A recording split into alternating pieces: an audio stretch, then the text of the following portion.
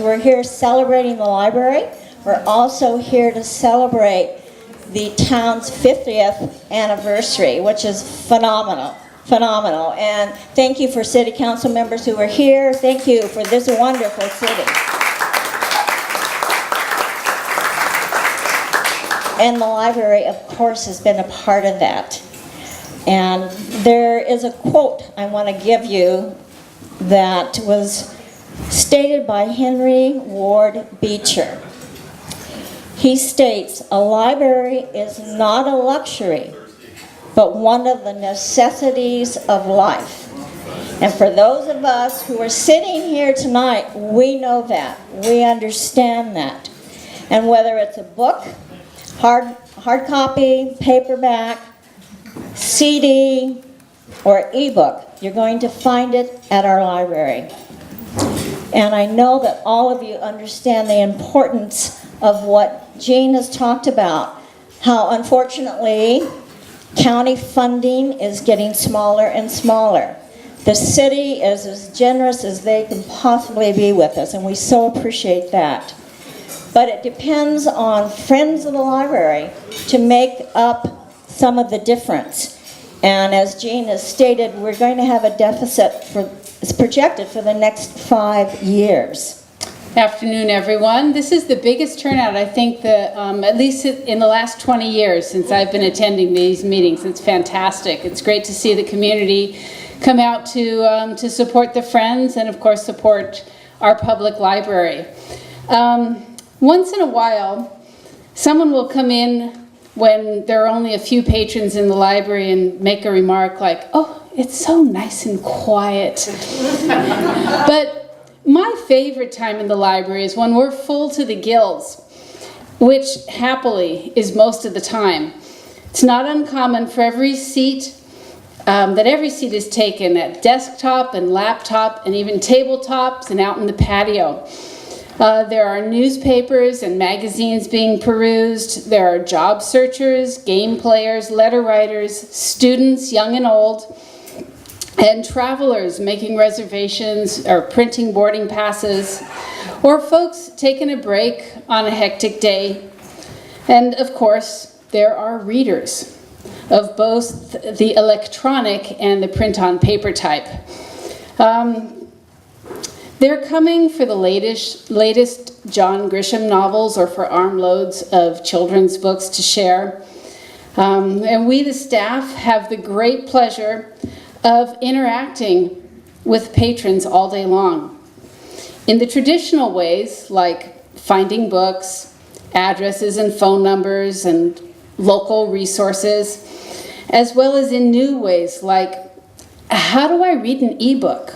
Or my computer's not working. Or can you help me download a job application? And do you remember my new password? The Friends of the Library, all of you, are the reason that our library is the vibrant and valuable resource that it is today. Your commitment is invaluable. Thank you for your continued support. And with that, I'd like to introduce Suzanne Raquejo, who heads up our after-school homework and computer center.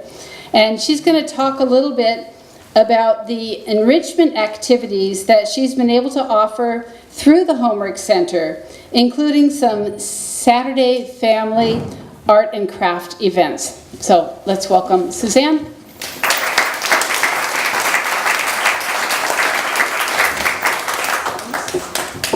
Okay, after working with the Homework Center, directing it for 7 years, and having celebrations, events, arts and crafts for the Homework Center students, I decided it was time to spread that out to the community. So we are having monthly events now, arts and crafts events for the entire families. We have families coming from Ventura, Santa Barbara, as well as the Carpinteria community. The main purpose is for family participation with their children.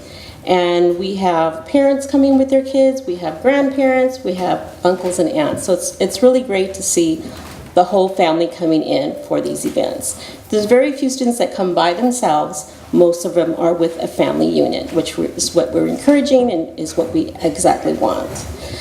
We've had in the past couple of months, starting with the Dia de los Muertos, we've had the holiday event, we've had a Dr. Seuss event, Dia de los Niños, Children's Day event, and so forth. Our last one was the Children's Day event, which, by the way, we also gave away 2 books, one in Spanish and one in English, for all those students that were participating that day. And it was really nice to see those students surprised, because it was a surprise to be provided 2 books to take home. We are also having weekly arts and crafts events for the children, because on Wednesdays, Alisa School gets out at 1:00 p.m. So they have extra hours with homework to do as well. But after they're through with the homework, they're able to do an arts and crafts project. Our bookstore remains extremely successful, even in the slow months that were caused by the construction of the new Seaside Park, which we love, by the way. It's a wonderful space. The bookstore's revenue dropped a little bit, but we're looking to build that revenue back up. And that's, a lot of you are probably bookstore shoppers, which is wonderful, and contributors bringing us books, which is great. An enormous thank you goes out to April, who was our volunteer bookstore manager, and to all the bookstore volunteers. If you're a bookstore volunteer, will you put your hand up, please? Look around you. These are the people that make this group work. Thank you.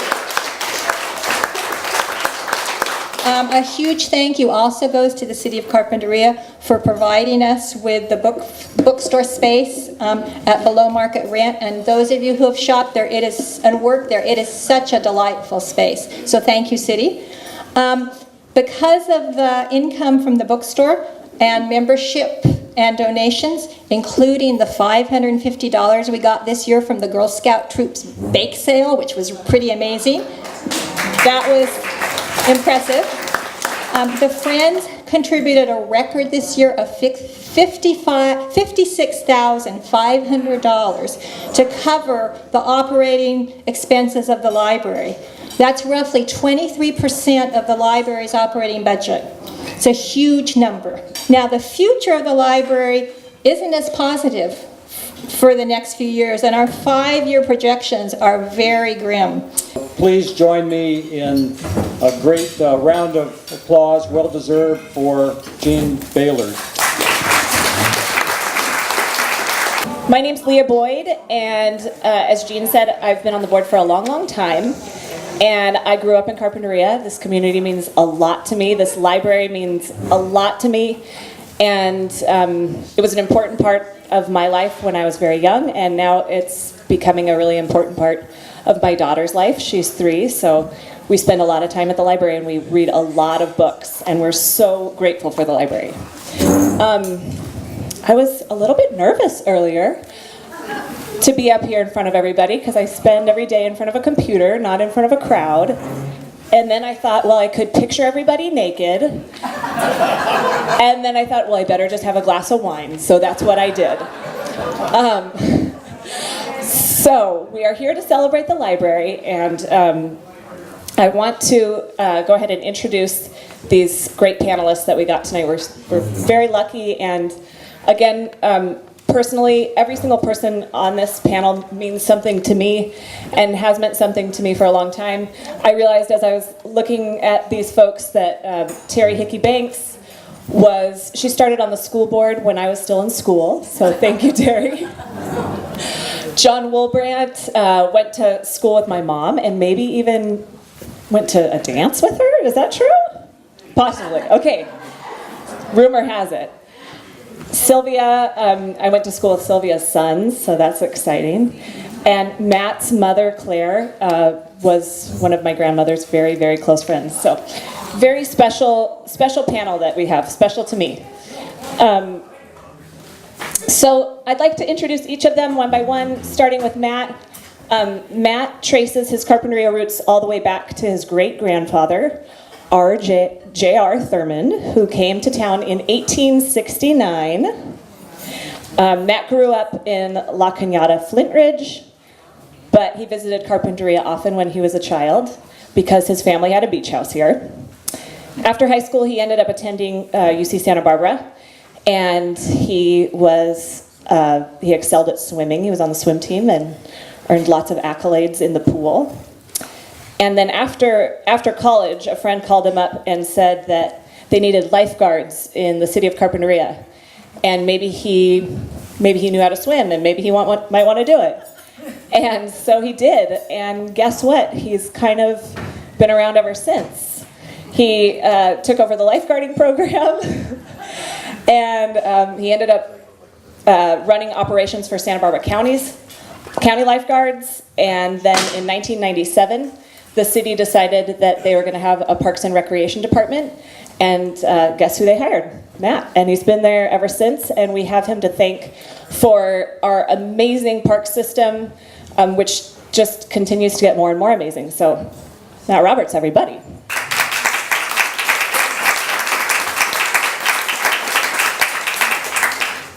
And then we have Sylvia Echevaria, who also has very deep roots in Carpinteria. She shared with me that her grandparents used to live in a little house at the asphalt mine where her grandfather worked. The asphalt mine was over by Jelly Bowl here at the State Beach. And eventually they moved to Kramer Road, and that's where you grew up, right, Sylvia? On Kramer Road. She graduated from Carpinteria High School in 1969, and then she went on to a year at City College before deciding to take a cross-country bike trip through California and Nevada. John, where's John Stevens? Wherever he is, he needs to talk to Sylvia. Long-distance cyclists. She lived in Lake Tahoe, and then she lived in Hollywood, where she worked at MGM and as a substitute teacher. And then she returned to Carpinteria in 1986, and in 1988, she was hired by the police department. Carpinteria had a police department then, and she was hired as their community service officer, and that meant she was doing parking enforcement and animal control. Well, in 1992, the police department disbanded, and Sylvia came on board to work for the city, where she established their code compliance programs and is still the director of that department today. So thank you, Sylvia, for being here.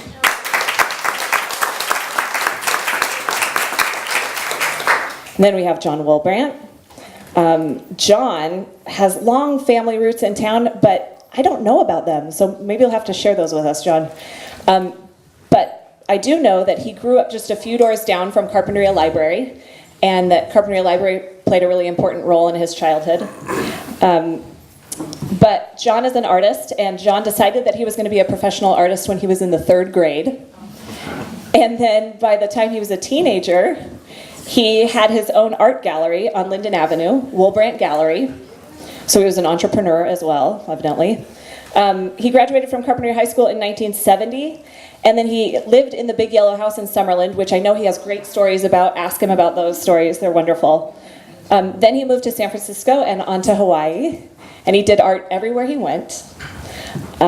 He returned to Carpinteria in 2002, and he and his husband, John Claude, purchased and began restoring his family's ranch above Carpinteria in the Los Padres National Forest. Yep. And he has his art studio there now, and we have John to thank for so many beautiful things in Carpinteria, including our world's safest beach mural that's over on... That was intentional, I swear. Thank you. And then we have Terry Hickey Bank. Oh, so if we could get a round of applause for John. Thank you.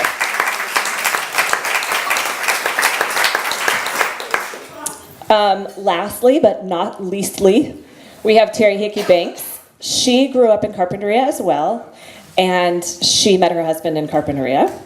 And they left for some time, but they came back when they wanted to start a family, and they raised their family here. She runs Hickey Brothers Land Company, which she shared with me tonight was founded by her great-grandfather and his brothers in the early 1900s. She thinks maybe 1906, perhaps. And her family came here in the late 1800s. Everybody knows Terry. She volunteers everywhere, and if you have anything to do with education, you know Terry. She told me tonight that this marks her 20th year on the school board. So big round of applause. That is a thankless job.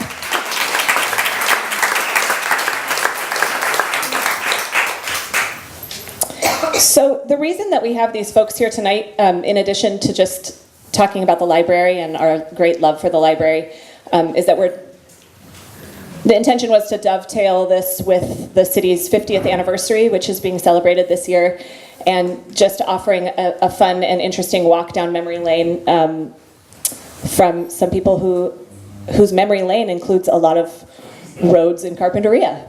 So we're going to start with Matt, and we want to know when the city incorporated in 1965.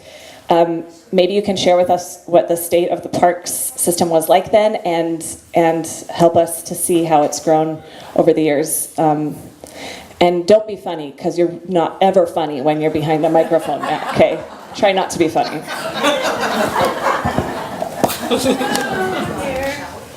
You're on the hot seat. Thank you. Well, thanks. I know that the incorporation of the city back in 1965 wasn't a slam dunk. It was controversial to some extent, and it was, I'm not certain why. I do remember, with all respect to the Wullbrandt family, my dad saying, boy, the town has a plumber for a mayor. And that was a very interesting time. I also remember back in those days when the city was trying to find its way and try to establishing a park system. I think El Caro Park was really the only park I know that was within the city's limits, that was established, and it was through growth that other parks were installed, such as Memorial Park a little later on, or Monte Vista Park out at the end of Baylord Avenue. And it was a very traditional form of community planning. As more and more housing was put in, you'd expand your park system accordingly. And those were very traditional parks. They were the kind of parks that were maybe urban in nature. And as I became involved and began to think about visioning for the park system, it was very clear to me that we were missing the nature park side of the equation, and the connections that could be made all the way down our coastline to celebrate those things, that all those natural resources, all those environmental riches that Carpinteria has that really make it stand out, not an urban center, but rather an environmental habitat, ecological center. And I've always done my job as the city's parks director with that in mind. How can we elevate that portion of our park system so that it becomes predominant? Those things are enduring. In fact, you'll see as we move forward with drought as one of the main pressures, how we evolve from that urban park where turf goes to the edge of the curb and the plant diversity within the parks is kind of minimal, really, to one that has a lot more native plants, a lot more trails, a lot more reasons to be there rather than just a grass to mow, a thirsty lawn. And with that, I think, that vision of trying to continue to elevate the environmental side, that will be one of those trails, if I can use that metaphor, that we'll never walk back on. We'll just keep moving forward. If we can keep moving that envelope, the big successes that happened that in the time I've been involved, I was involved when the pool was initially being considered, but I was just a lifeguard on the beach. And a gentleman that maybe you all know, Alex Nordholm, who passed away just a couple of years ago, was a big motivator. He called me up and said, "You're a lifeguard, you should be at the pool committee meetings." And I got involved in that regard. And it was kind of funny because at the time, as money was being raised and had the same kind of challenges as the city's incorporation, there were naysayers to such a concept. Why do we need a pool? Because after all, this is a beach town. People can just get onto the water's edge and learn to swim. The success came, though, when the school board agreed to provide a site, and fundraising had some momentum. There were some nice patrons, and I said it this morning at the morning's Rotary, where in fact they donated $1,000 toward the pool as part of the proceeds from their Carpinteria calendar sale. But I invite everyone to go over to the pool sometime if you haven't been there and look at the names on the wall that are on that building, because they really are a time capsule in and of themselves. And you can see a wall that was created when the fundraising occurred for the 1989 opening. There's a first anniversary wall, there's a 10-year anniversary wall, there's a 20-year anniversary wall, and it is a little march through time to see that. And I thought to myself, going back to when the pool was built, I thought, boy, one thing I don't want to ever do is be involved in the management of this place. So even as hard as I tried, I couldn't avoid it. The Marsh Park was a big part of the change in the park system, and that was initiated 10 years before I was involved. It was a 10-year planning process to bring that back. There was a parcel of land that had been filled with soil that came from a freeway project, and it was zoned for condos. And I was so impressed with the outcome of that, wow, look how they, on the brink of more condominiums on that salt marsh. And it was when environmental sciences and environmental studies were really starting to be a loud voice that wetlands are important, they're not wastelands. And the leader of that movement, Wayne Farron, was a big inspiration to me, because I found that if you can articulate your argument for an environmental resource well enough and powerful enough and persuasively enough, you can get there. And I enjoyed just the experience of all the hard people that worked. I was on the periphery of this too, but I was in the mix of the Bluffs acquisition, and participated a little bit in the Tar Pits Park acquisition, and connecting the trails between them. And I just believe that all of these kinds of attributes can be tied together to define Carpinteria as a perfect place on the planet. And I want to bring that back to the library for a second, because I see the same kind of potential, the same vision can be that library, where, like a trail, it's a social crossroads for everybody to come. You know, it's wonderful that there's books available, but how much social activity goes on there? The friends with their, it's a club where folks can come and volunteer and have a sense of belonging. And there is, I believe, a great opportunity for that library not to be static and not to hang on, but to grow and expand and even be more dynamic in the community it is. I know the Friends have a vision to move into another portion of that building, and I think that would be an awesome goal, an awesome vision, something that we should put a pin on a date a few years out from now and say this is going to be a ribbon cutting on that date. So I think it's just great that I've been asked to sell that point tonight, and I'm going to pass the mic.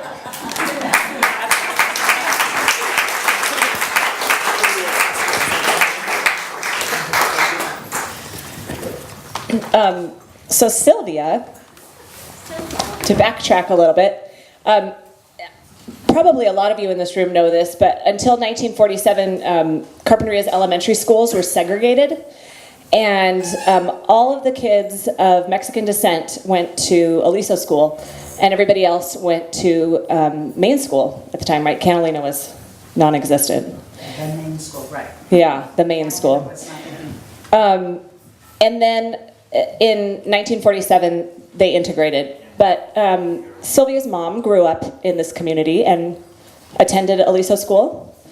Yeah, and I wanted you to share with us how that affected her, and whether you felt like growing up in this town in the 50s and the 60s, whether racism affected you, and whether there was discrimination that you felt, and share a little bit about that with us.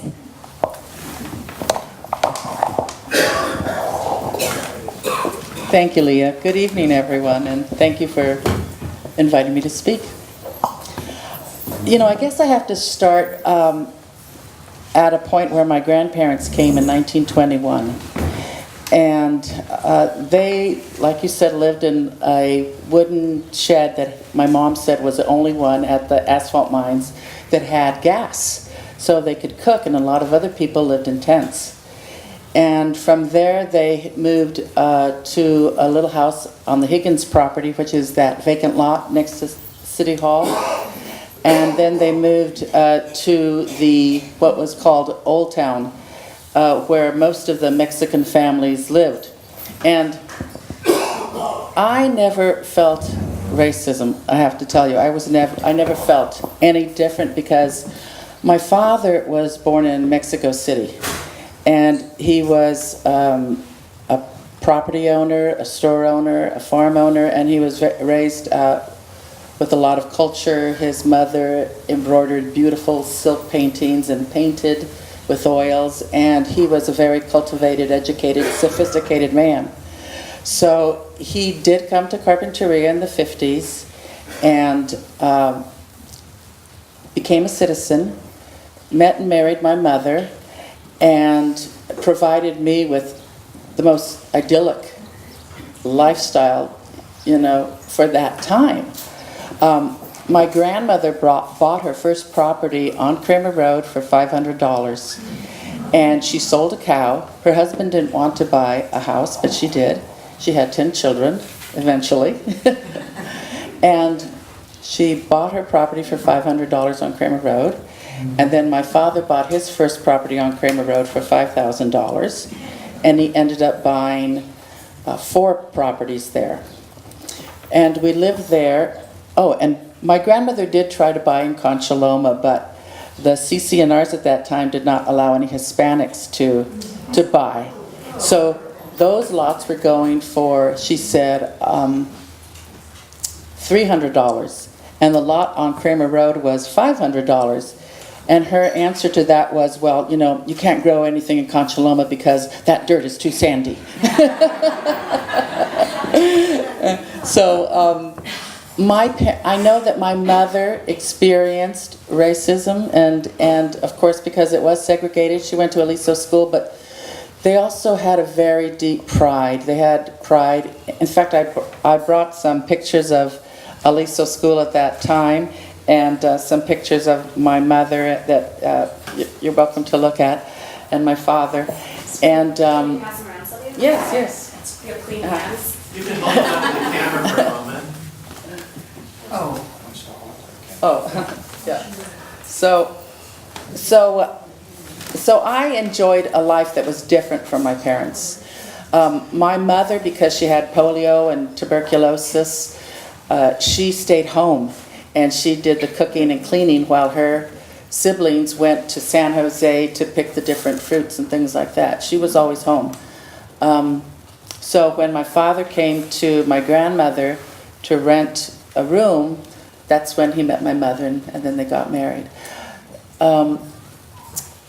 So Dad was a big Mexico City boy.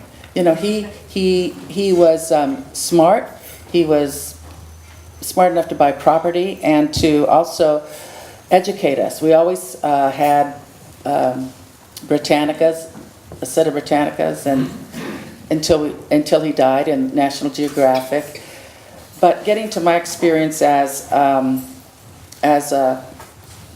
young woman in this community, we lived on Kramer Road, and I remember the freeway going in, and it wasn't at that time fenced. So we would buy an ice cream, and we'd go and sit by the freeway, and we'd wait for a car to go by. Because there just weren't too many cars in those days. You know, my father, I can remember, he would, and his friends we'd all go to the beach. The beach was open at that time, and they'd build a bonfire, and he and his friends would get crab and lobster and fish, and they'd have a huge seafood dinner. And my mother, because she hated fish, would make bologna sandwiches for us. Which we thought were great. We didn't want to eat the seafood. But they would, we'd go to the beach. We went to the beach a lot. My father took us bowling. He took us to the drive-in. He taught us all the different sports. So we had a very well-rounded lifestyle. We went to church on Sundays. We went on our Sunday drives. Mom cooked the best fried chicken. She also made a beautiful stack of tortillas. She made just a huge stack of tortillas almost every day until 1963 when we bought our house behind Catalino School. And I can remember going to the big eucalyptus trees that are still there in front of Catalino School, and during the summer I'd sit up in those trees and I'd watch the cars go by, But school for me was really, really fun. I was bused, but I didn't know why. So from Kramer Road for kindergarten, I was sent to Aliso School. And then I was from Kramer Road, I was bused to Catalino School for kindergarten. For first grade, I walked to Aliso School. Second and third grade, they bused me back to Catalino. Fourth grade, I went back to Aliso. Fifth and sixth grade, they bused me back to Canalino.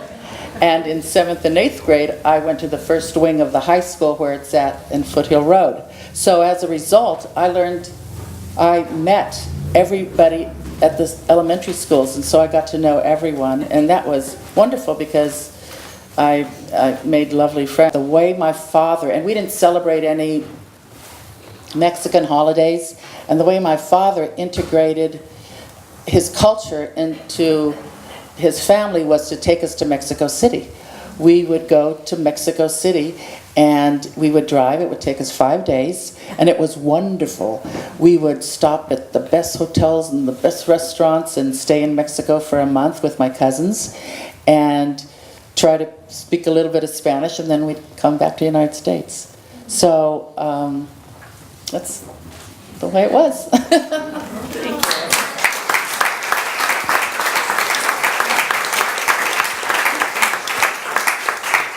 Terry doesn't let all that busing happen anymore. You don't have to do that. So now we're going to have John share some memories. John's dad, Ernie Wullbrandt, and lots of other Carpinterians at the time were real staunchly opposed to incorporation and campaigned against it. And at the same time, for John's dad, he also was running for a seat on the city council. So it was the same election, and when you voted whether you wanted the city to incorporate or not, you also voted for your city council on the chance that it did get incorporated. And so Ernie Wullbrandt had his name in the hat, or his hat in the ring, for the purpose of representing people who really didn't want this new layer of government. And he won. And he ended up serving on the council for over 20 years. And he was mayor for 2 terms. And so I'm wondering what you remember from that time, John, and if you can share with us some of your recollections from incorporation and your dad's feelings, and maybe whether or not they shifted over time, and fill us in on that.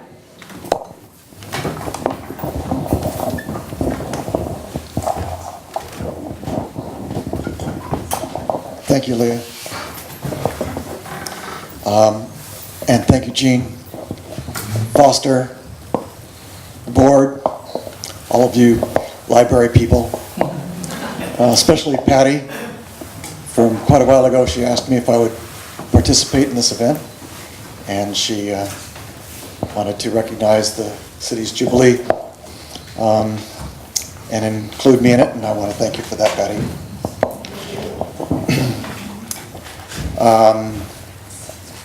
Real quickly, I wanted to answer what you had asked earlier about my family's ancient history, and I'll try and make it quick. I can trace my roots back to the Chumash in Santa Barbara, and my first European ancestor came from Spain on a Spanish supply ship in 1794. He was the second school teacher in Santa Barbara. My grandmother's grandfather moved from Santa Barbara to Carpinteria to handle the horses at the Heath Ranch.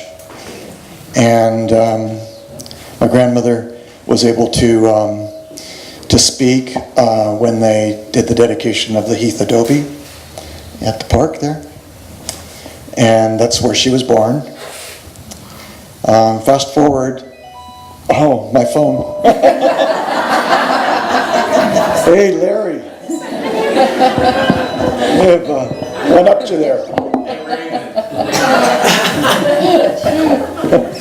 Hey, junk lug. So fast forward, my dad was born in Carpinteria downtown, in the little house next to the Toby house. So we're talking near the corner of Linden and 8th. And my grandfather built a little tractor barn there on Linden, which is now the Carpinteria Art Center's gallery. And So my family lived downtown. They lived in many of the ranches. And then my grandfather built a home for his family on Walnut, down the street from the library, and that's where I grew up. A couple of connections here to my fellow panelists. Hickey family. My grandfather's plumbing shop was in the Hickey building, across from the Palms, when I was born. And he bought his truck at the agency there where Robitaille's Candy is, and drove it down the street and parked it at his garage there in the Hickey building.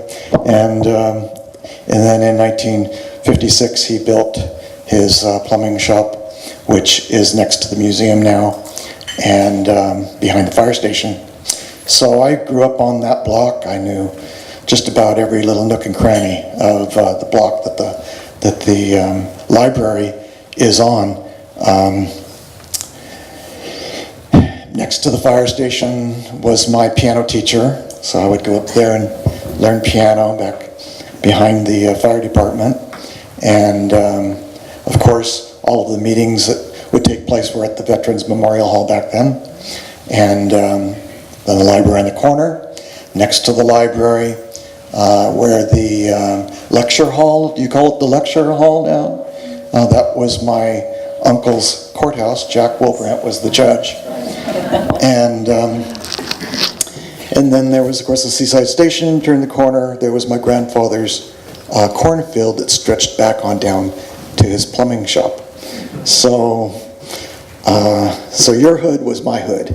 And, That's right. yeah, and another connection with Terry is that her much, much, much older sister was in my class. That's Debbie. And Sylvia and I, here's a little book connection. Sylvia and I were in a class together in high school, and Sylvia was the editor of the Chismahoo yearbook. And the following year, I got to be co-editor, along with Susie Penizon, as co-editor. So I followed her the following year. And you did the picture. And something about Matt. Everyone's been, with this Jubilee thing going on, everyone's been crediting me with having worked on the, which I did work on it, but having come up with the logo, which you see behind you. But I gotta tell you, it's this guy who pulled it off. He's the one who put it all together, made it happen, and so I want to really thank him publicly for that.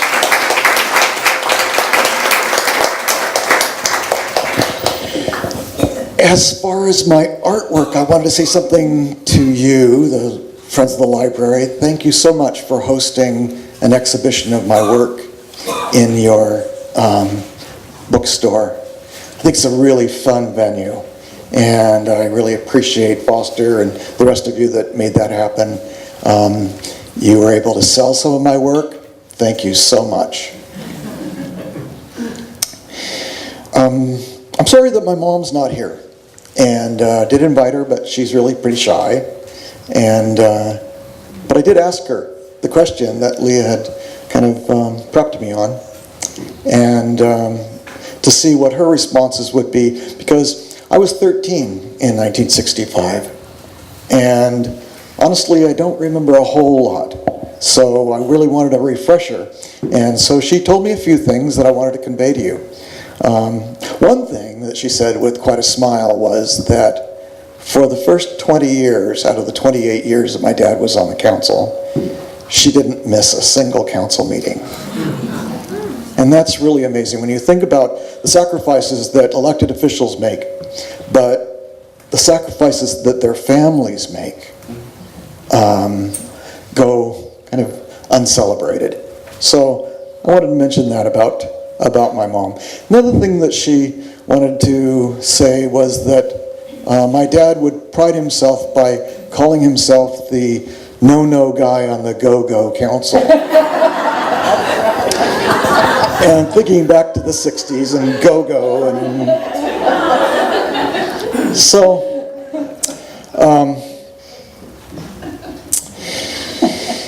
he evidently went to a meeting during the time when incorporation was coming towards a vote, and the meeting was at the Veterans Memorial Building next to the library. And he went into the room and looked around and felt that everyone that was there with the loud voice was a newcomer to Carpinteria. Now, there's nothing wrong with that, but he really felt with his deep roots that he really couldn't see the city being run by people who were so new to the community. And I think that in many ways, it was, at least in his case, maybe not with all of the others that were against incorporation, but in his case, I think it was a real fear of change more than anything else.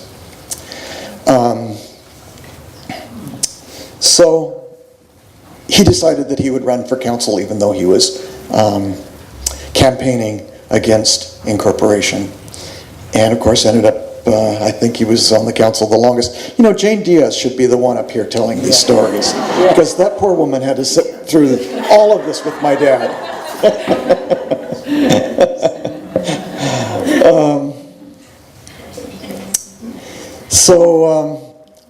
What I'd really like to, I'd like to give a couple plugs for the Carpinteria Valley Historical Museum, which was built in 1965 on my grandfather's old corn patch, and they have an exhibit of memorabilia and ephemera from the 50 years of cityhood. And so I hope that you will all, when you're over at the library, take a little walk on over to the museum and check out his exhibit. And with the rest of my time, do I still have a little bit of time? Oh, great. Okay. So I thought it would be kind of fun, this being a group of people that read, and I thought I'd read to you. And I brought a few things to read, and I'll pass this around so you can take a look at it. This is the Certificate of Election and Oath of Office, State of California, County of Santa Barbara.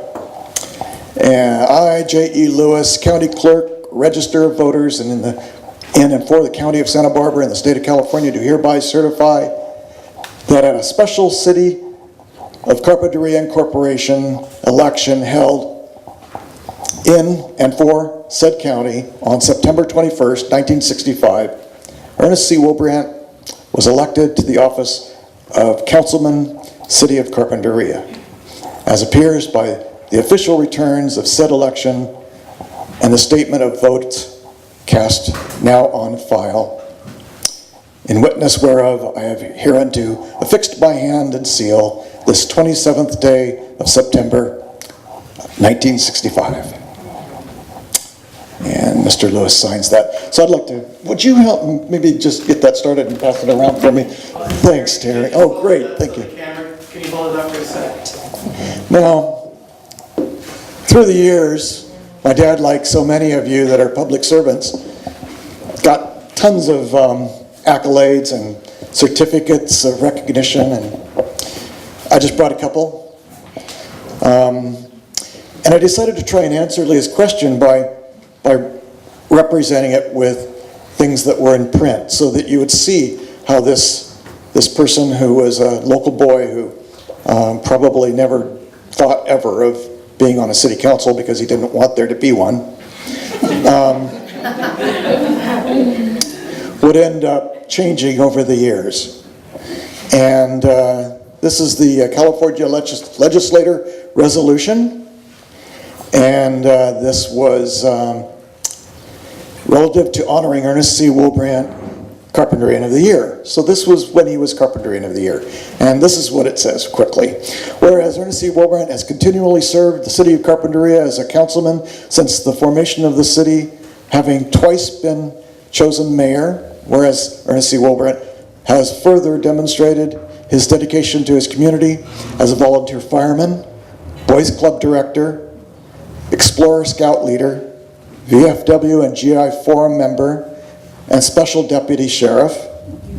And whereas Ernest C. Wullbrandt has also contributed to the welfare of Santa Barbara County through membership of the local Agency Formation Commission, the Area Planning Council, the Carpinteria-Summerlin General Plan Advisory Committee, the SCOTS Advisory Committee, and the Air Quality Advisory Board. And whereas Ernest C. Wullbrandt has further contributed to the Tri-Counties area as a member of the Regional Coastal Commission, having served as its chairman, and as an active leader in the California League of Cities, having served as president of the Channel Division, and whereas Ernest C. Wullbrandt has loyally served his nation as a member of the United States Navy during World War II. And whereas Ernest C. Wullbrandt has demonstrated a special concern for the needs of senior citizens, and his selfless generosity and independence of thought and deed are universally acknowledged and admired. Whereas the Carpinteria Chamber of Commerce has formally recognized Ernest C. Wullbrandt's numerous contributions by naming him Carpinterian of the Year, now therefore be it. Resolved by the Joint of Rules Committee, and so on, so on. And pass that on around. And then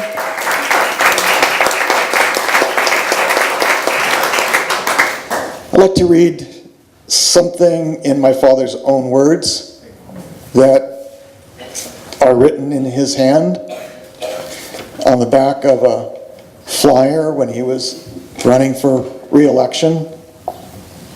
And these were his notes. I'll read them exactly as he wrote it. Continue to spend the time and effort.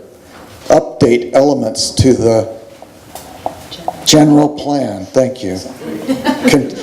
You read it for me. Continue to support parks and recreation. Cable TV lifeline clause. Rent stabilization for mobile home parks. Many problems are regional in that the problem and solution may be outside the community. My experience, having been a past state commission member, chairman, leaves the city with political context that would be hard to replace.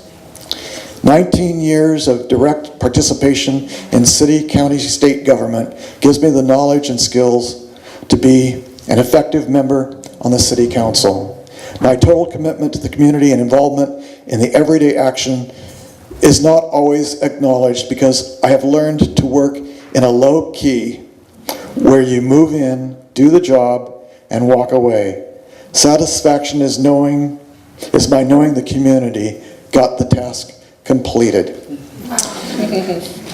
So I'm going to pass these last two things as another resolution, but my time's up. Thank you.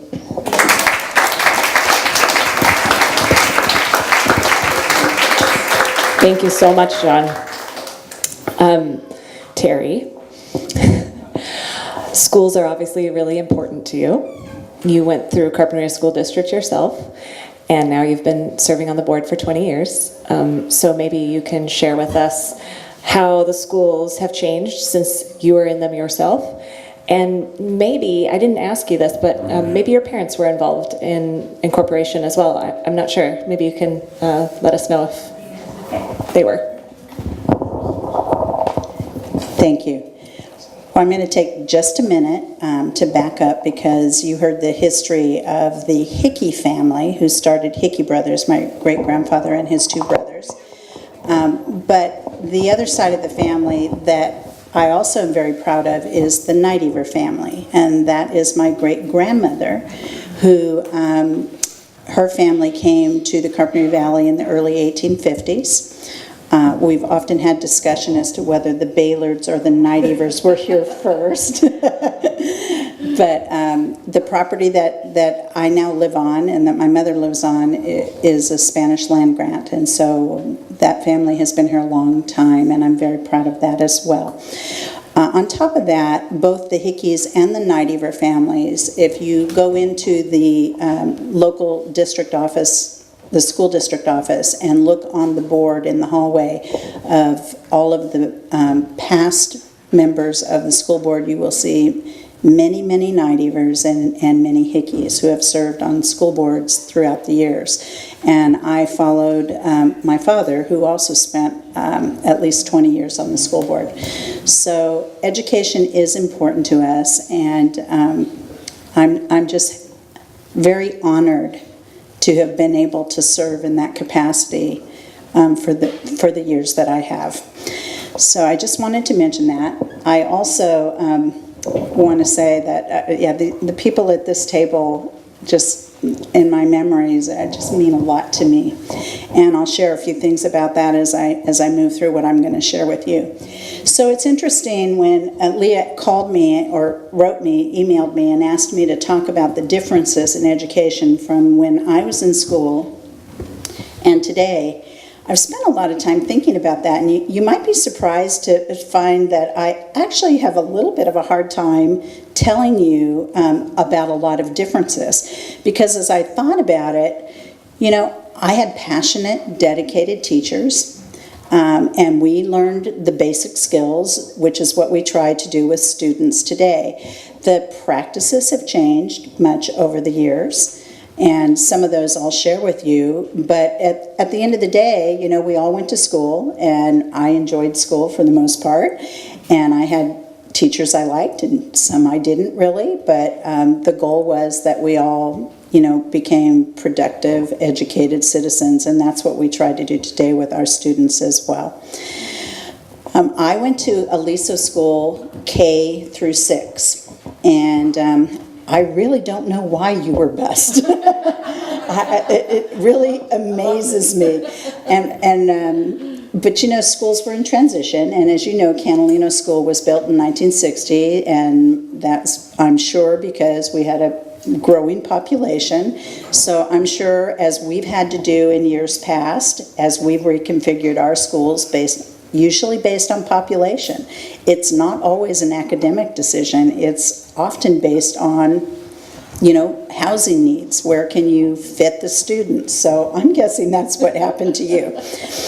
But, going to Aliso School, I have to tell you that it wasn't until I moved away and came back to Carpinteria as a grown adult and mother and school board member that I learned that Aliso School had been the Mexican school. I went to Aliso K6, and I never felt that. I never knew that. I was shocked to learn that. And I just have to say that my friends were my friends.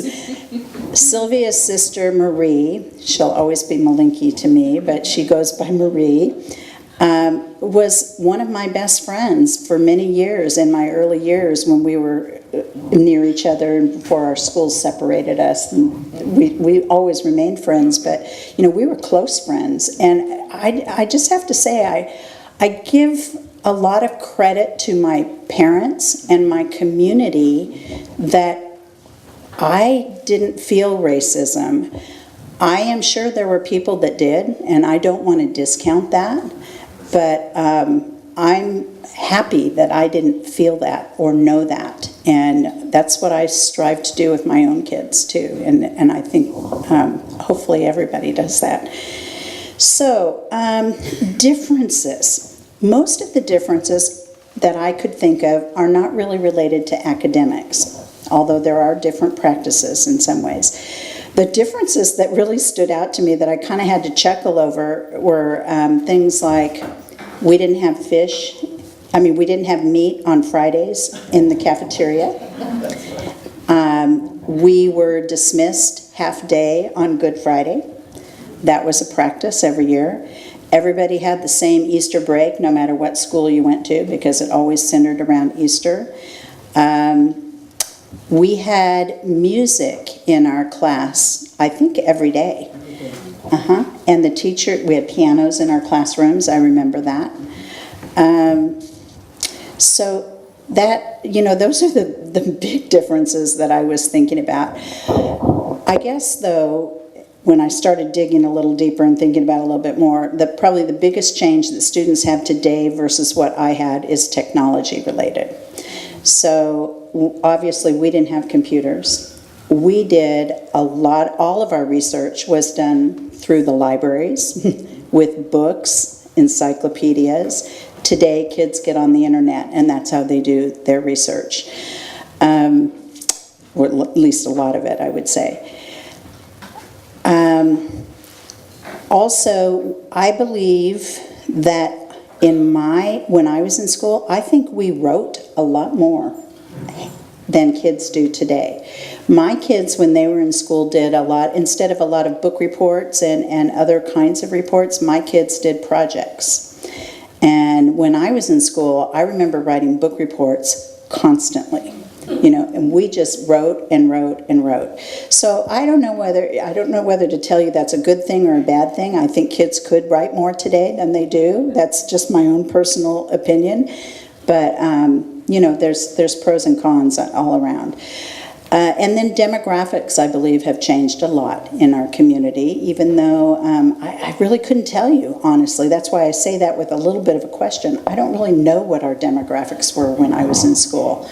And I didn't think about it a lot. But what I can tell you is that at least as far as English learners go, we have a much higher population. I 100% believe we're about 38% English learners in our schools now. So if you think about that, when I was in school, I would say it was one or two, and maybe in your class you might have one or two that couldn't really speak English. In today's world, you can have, a third of the class, or maybe close to half the class that are English learners. So in that way, that has changed. You also asked me to talk about some of the major changes that we've undergone, and again, I thought about that a little bit, and I think it's more about, schools are interesting to me because I think they go in cycles in a way. Anybody remember new math? It really didn't fly, did it? So I think that we are always in some ways trying to reinvent the wheel, and I don't know that it, and they're really working hard to implement those standards, and again with the goal to educate our students and prepare them for college and career. One thing that has changed, I think maybe just as a tidbit, is we have a lot more, our superintendents don't last as long as they used to. We all remember Dr. Carty, who was here for 30 plus years or whatever, and superintendent tenures are not nearly as long. I was very happy that Paul was here for 10, but he was my third superintendent, and now we've hired our fourth, of which I'm very excited about.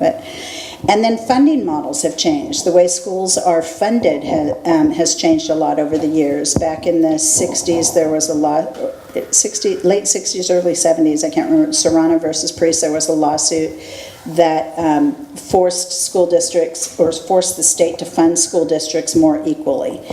And but as the years have gone by, that's kind of changed, and they're a lot more unequal again, and Carpinteria has become what we call a basic aid school district, which means we're totally funded by our property taxes. That's actually, in theory, a really, really good thing. We actually have more money coming into our district than we would have if the state was funding us. But they have recently changed their funding model to what's called local control funding. And the bad news for Carpinteria is there's all kinds of money, new money that's coming into school districts. Every school district around us that's not basic aid is getting lots of money this year, and we're not getting any of it. So you're going to see tensions rising with our bargaining unit because that's hard to accept when other districts are getting raises and we don't have the money to give those raises. So I'm just preparing you. You're probably going to start reading some things in the near future. It's very possible. We feel very responsible to manage our budget and make sure that we can pay the bills every year, and we don't always see eye to eye on how that's going to happen. So, I don't know. Just trying to think what else to share with you. I'd be happy to. One other thing I wanted to share about changes, because Some of you know my brother, probably most of you know my brother, Michael Hickey, but I think one of the biggest changes too that's happened in our schools, it has to do with special education.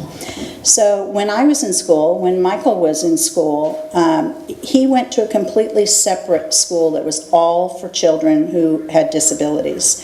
And he had to go to Santa Barbara to go to school, and he wasn't allowed to join us in our schools.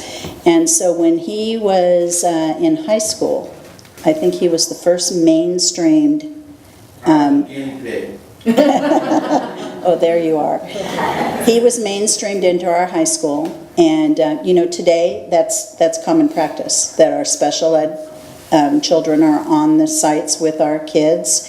Everybody mixes, everybody learns to accept each other, and I think it's actually a really good thing. So I wanted to share that too.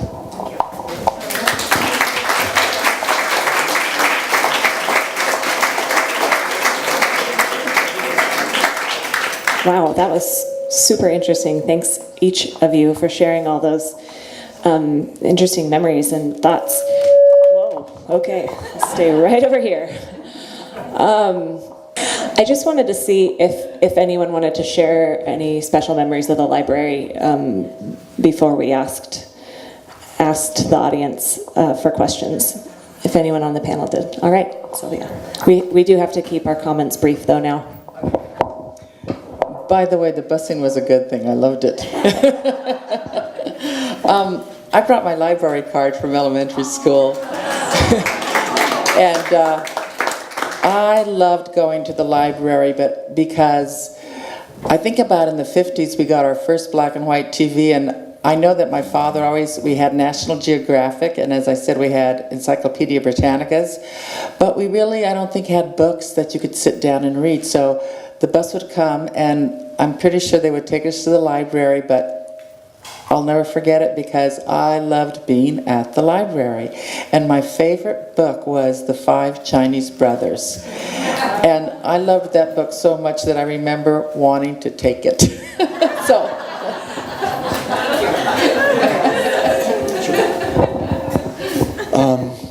Thanks for this opportunity to share something really personal about the library. Growing up as a young gay man in Carpinteria was a really difficult thing to do, as it is for lots of young gay people. Particularly if your father's the mayor and you live right downtown, you're like under a magnifying glass. It was probably my parents' worst nightmare.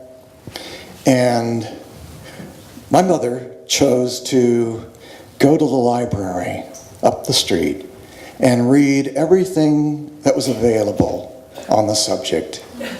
And I would like to thank the Carpinteria Library for being accepted into my own family.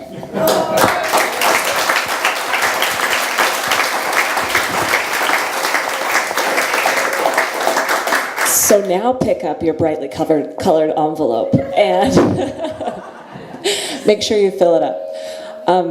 Thank you so much. Okay, maybe anybody out in the audience with a question for anybody specific or for the whole panel? Anybody? Such interesting people we have here. Jim Baylord. Just a comment for charity. I think one of the big changes was Title IX. Yes, that was a good point. You are absolutely right. Title IX he was talking about, and that is, that's an excellent point. Title IX did change a lot of things that makes equal opportunity for females. And I'm glad you brought that up because, sports teams, that's very important. All kinds of access to academics and such. And one of the things that I had written that I didn't share with you is not just here in Carpinteria, but nationally, it's true that the gender gap is being closed. So it's good news for girls. More and more girls are going into, pursuing academics in science and math and in areas where they used to kind of be quiet and shy and kind of relegated to the back. So I'm glad you brought that up. Thank you.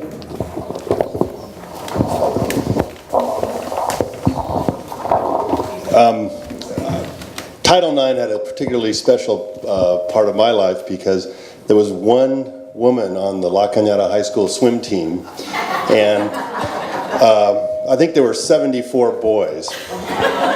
And I married that woman. Katie was the first woman to get a varsity letter in La Cañada High School history.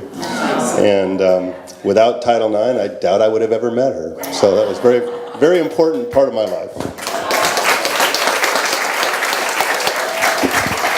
So thank you everybody for being here. As a little special treat to close, we have some door prizes.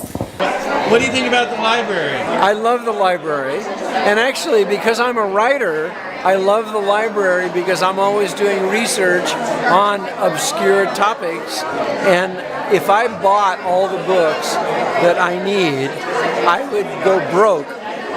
And so when I can order them online, and of course the computer, being able to find them on computer is wonderful, and then I go pick it up at my library and I read it for a week and then I turn it back in and it doesn't cost me anything. So that's huge. For a writer, that's huge. Because I think it's important to have the resources that we have in our library available to kids particularly, who may not have those kinds of things at home. And so I'm thrilled that they're promoting books and reading and all of it there. Because it's old-fashioned. We've always had a library, and I always want one. Wonderful memories, and you can look up anything you want in there. Wonderful. Tell me, what do you like about the library? I work at the library on Monday mornings, and when out-of-town visitors come in, they say, this is the first stop we make. They love coming to our library. And what do they do at the library? Oh, they go through all the shelves and they buy books. Okay, nice. And they bring back books also. Oh, okay. What do you like about the library? The library is very unique. When you have a book, you open it up and you read it. If you're on an iPad and the internet goes down, you're out of luck. You can't read that book anymore. The library gives you the advantage of having a book that you can keep and read at any time you want.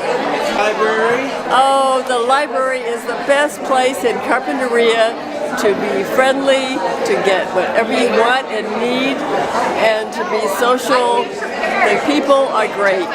Thank you very much for the library. What do you like about the library? Yeah. Well, we have to put, if it's our library, it's Terra first. And then I have to say that it's interlibrary loan, because we can't get all of the books in our little library, but we can get them any place in the county. They have DVDs now. Did you know that? I just found that out through you. What do you like, Dorothy? What do you like about the library? Oh my goodness, all those books, I'll never get through them all. And the friendly attitude that's there, always.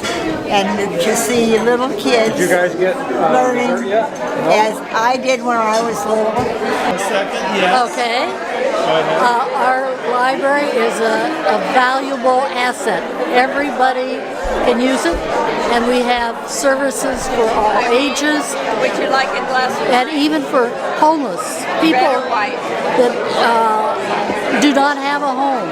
That's kind of their home away from home. That's where they can connect with people. That's where they can find an application for a job and find out what's going on in the world without spending money. So it's a priceless asset. So for some of the homeless who might have mental problems, it's a way to keep grounded, huh? Right, it's people can keep grounded and find out who they can connect with to help them solve their own problems and get help. What would you say?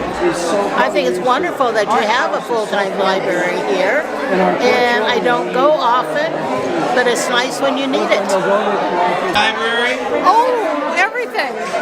I've been a member of the book club since it started, and they have so many services for everybody. And it's been here since, well, I moved here in 1950 when the population of the town was 2,000. So I don't really know how long the library's been here, but it's been here a long time. It's a great thing. Thank you. Go ahead. I like everything about the library. It has wonderful people working there, and the Friends does a great job of supporting it, and it's really, really important that we keep our library going. Thank you. Go ahead. Oh, I love that it's available for everyone, and computers and all that stuff I don't understand, and it should be bigger. Okay. Nice. That's all I can say, Larry. Fred, what do you like about the library? The library has always been for me a window into the world because you get to experience through books things that otherwise you might not. And it's always been one of the places I've loved to go just to either get away or learn about things I don't know. Nice. What do you like about it? I like taking my 2-year-old grandson to the Thursday preschool hour. It's very fun, and he gets exposed to different people reading to him and different activities and music. It's a really great offer that they have. Very nice. John, would you care to tell me what you like? Mr. Celebrity, what do you like about the library? I like the library because it has lots and lots of books, and they have lots of pictures in the books. Pictures are helpful. Oh yeah, especially at the library. It's part of reading, looking at the pictures, huh? Okay, nice. Thank you, John. What do you like about the library? The books. Okay, thank you. And the personnel. Oh, nice. And also the farmer's market next door is not bad. I love the way they take care of the library. The outside is such a beautiful, welcoming place to go with all those gorgeous roses. And then when you go inside, the personnel are so wonderful, and you see all these books. You can get anything in there. So it's a very good place to go. What do you like? Well, first of all, I like the people the best. They're very nice, and particularly Tara at the library. And I like using the computers and getting all the books. I like to be able to order any books I can and pick it up from the library. So overall, everything is good.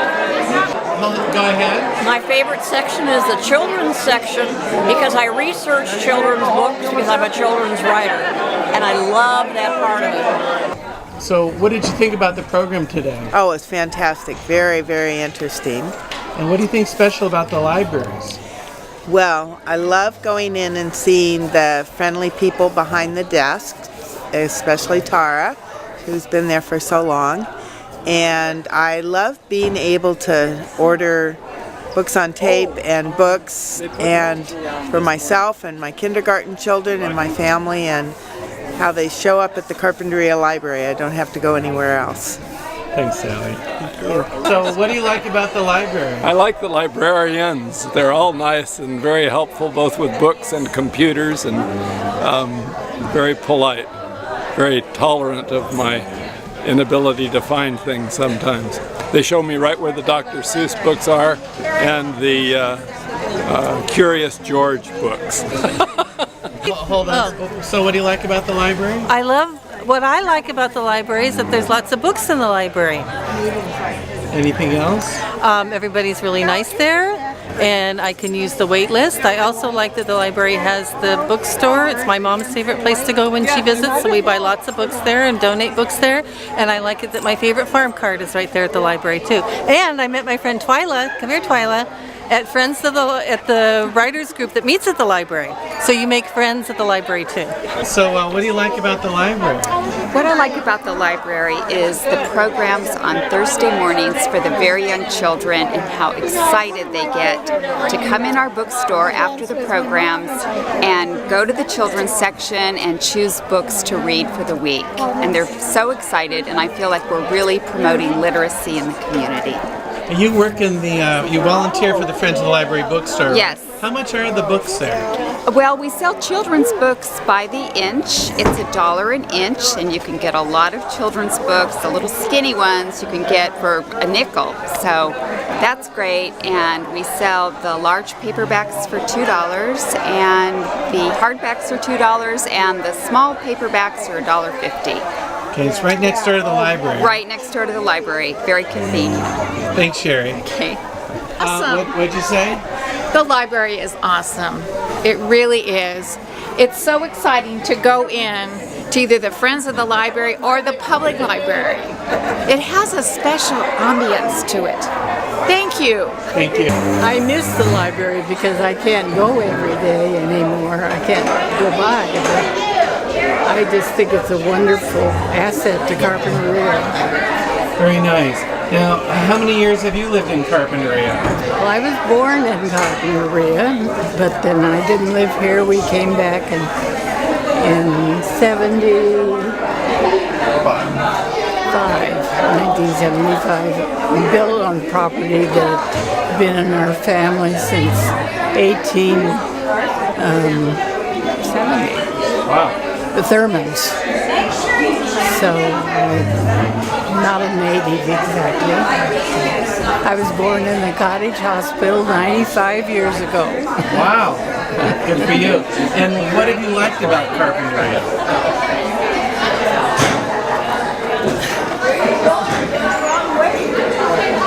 I just like the feeling of a small community that's very supportive of so many good things.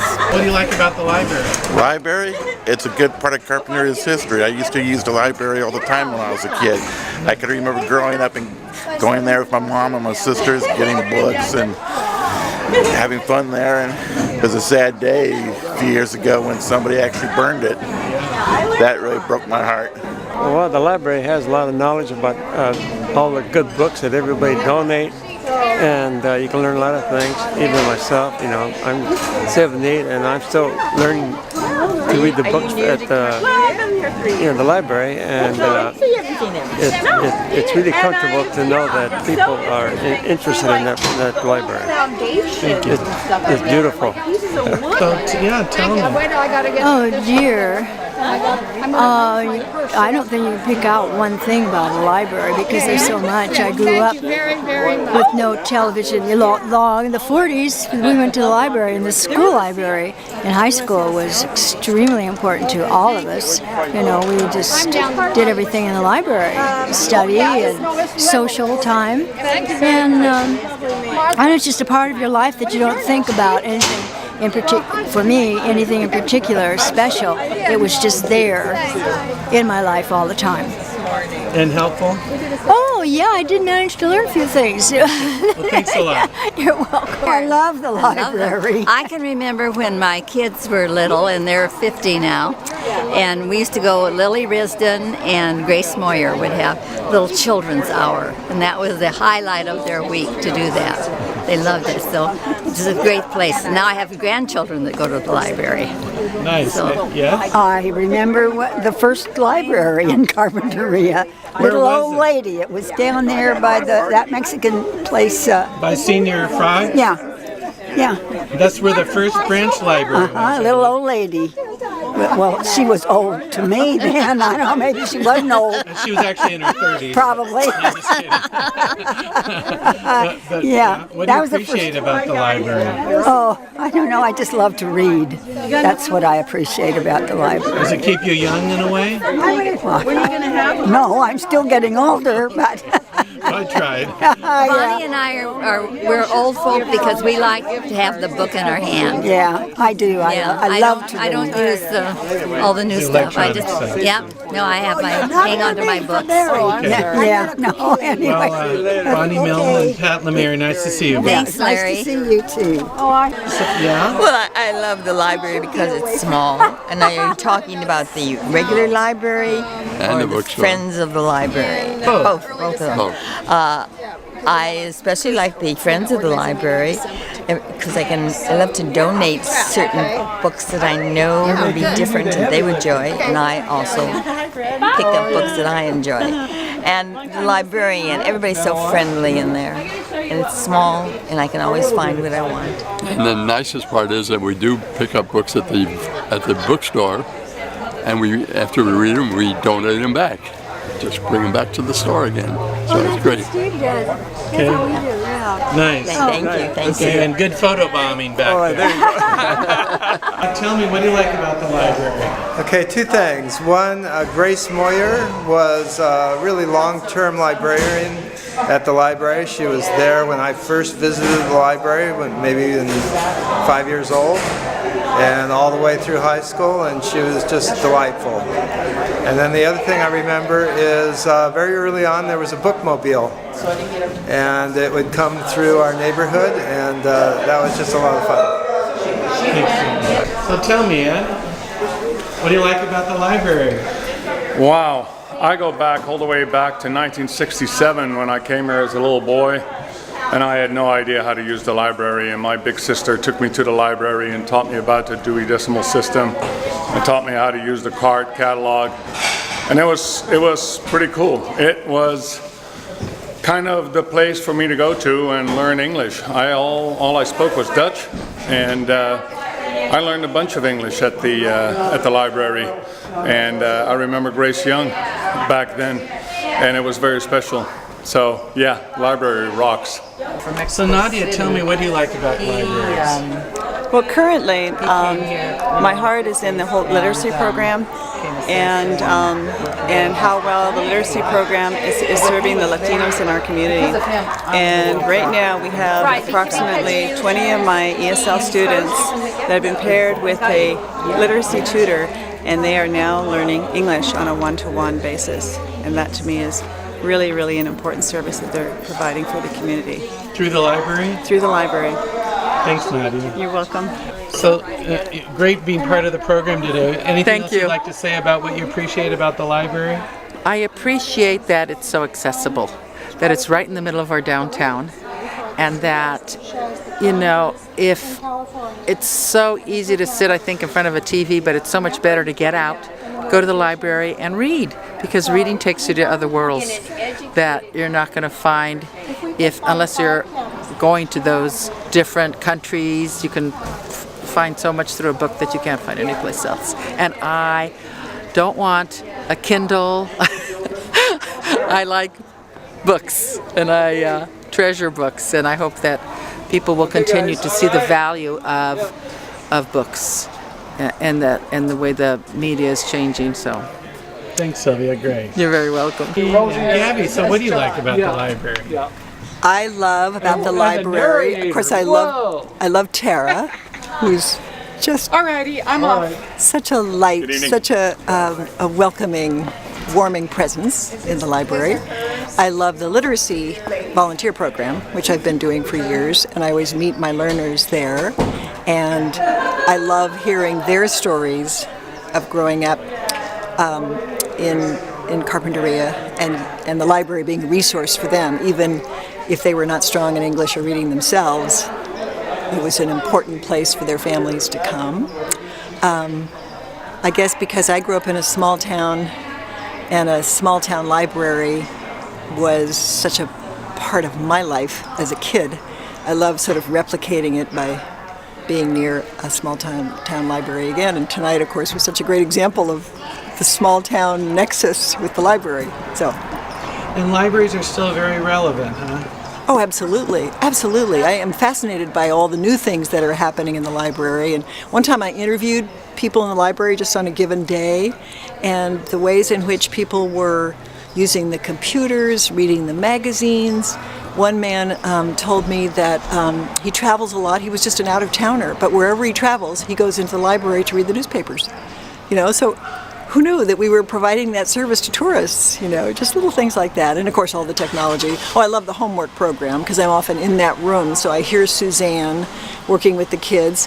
I also hear other adults who are not part of the literacy program, but who are obviously tutoring young kids. They seem to be sort of junior high kids. There's one man who's often tutoring kids in math, and just, I don't know, obviously it happened through the library, but I'm not sure what program it's in. There's just a lot going on below the radar kind of at the library that we don't even know about.